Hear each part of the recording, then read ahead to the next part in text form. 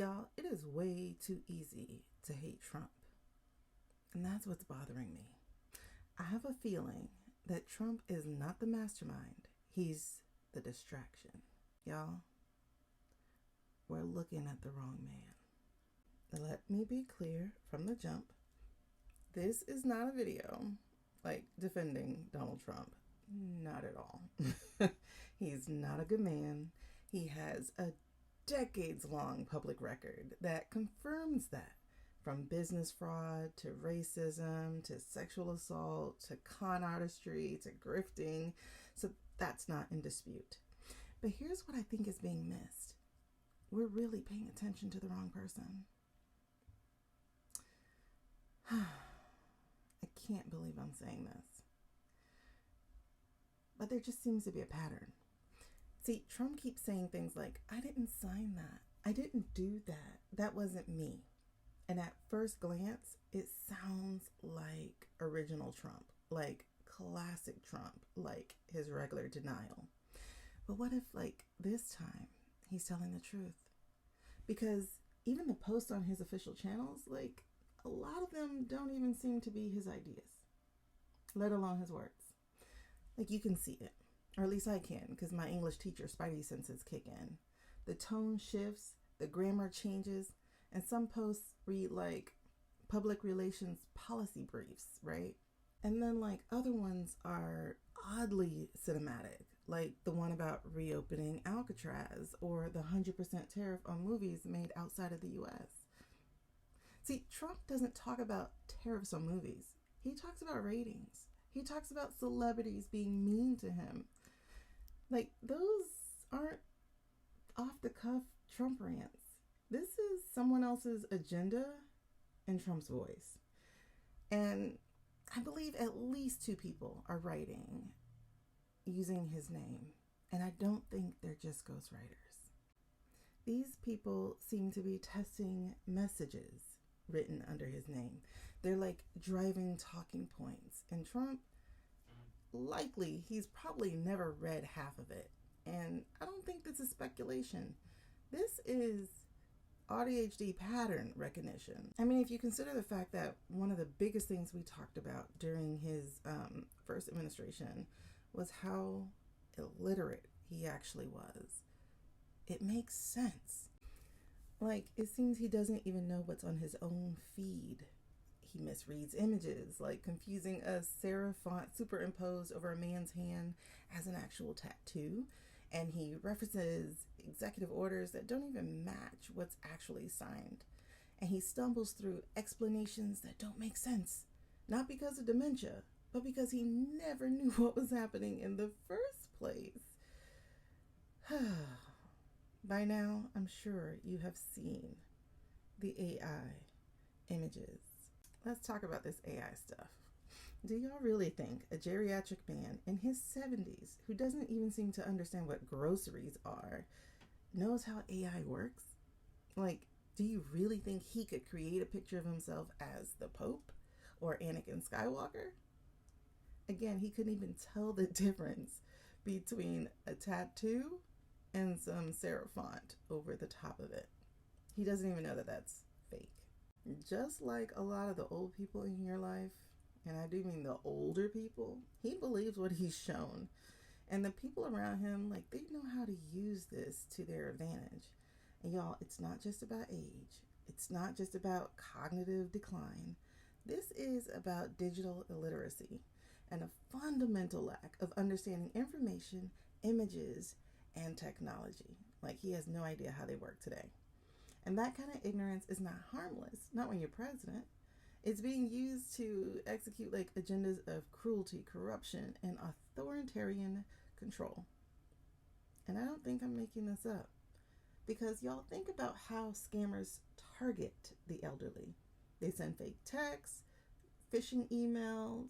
Y'all, remember the Nigerian princes from the late 90s and early 2000s?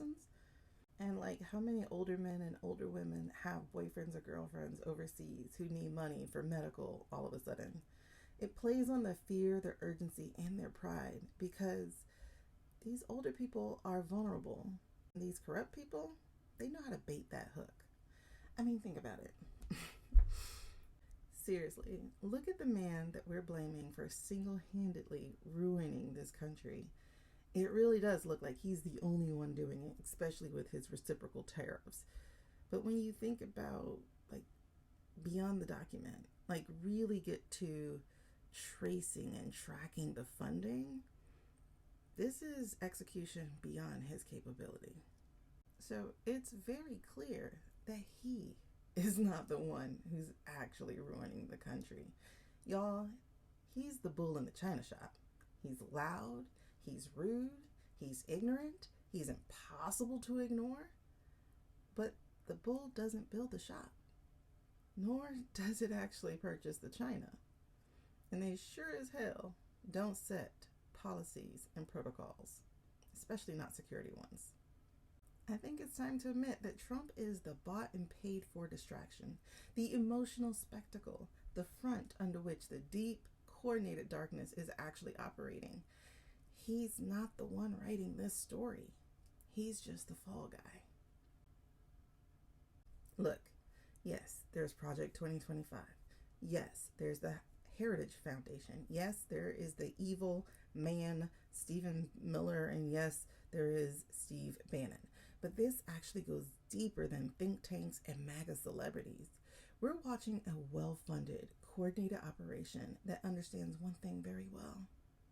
Trump is a perfect front man, and his value lies not in his genius, but in his usefulness. He's reactive. He's easily manipulated. He's too vain and too uncurious to know when he's being played. And he's desperate to be liked by the people who hate him most. And above all, he wants revenge on the people who laughed at him. And that makes him a perfect vessel for agendas that would otherwise never survive public scrutiny. I mean, ICE deportations, documentations, UN warnings. Like, if you take the 2019 executive orders, Trump said he is going to deport the real criminals, but under that act, he actually deported families, asylum seekers, and of those who were deported, many were unalived. And during COVID, he put migrant children in cages, and some of them were lost to the system and to perversion. That's not immigrant enforcement. That's human rights violation. And it all happened under his name. Did he understand it? Did he read the policy? Did someone walk in and slap criminals on it and get a signature? I mean, we know that a lot of this is the brainchild of Stephen Miller. And we know that so much of it is funded by Bezos and Thiel and Sachs and Musk and Zuckerberg. So what are we supposed to do? Well, we've got to stop reacting to the magician in the front of the stage and start paying attention to what's happening behind the curtain. Because that's where the levers are being pulled. That's where the money actually moves. And that's where laws are getting written, and that's where rights are being erased. So that's where the real danger happens. So the louder the distraction gets, the more urgently we need to focus on the people who aren't making the headlines.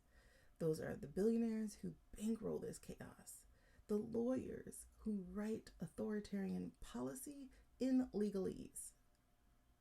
You know that man don't understand jack crap that's on them papers.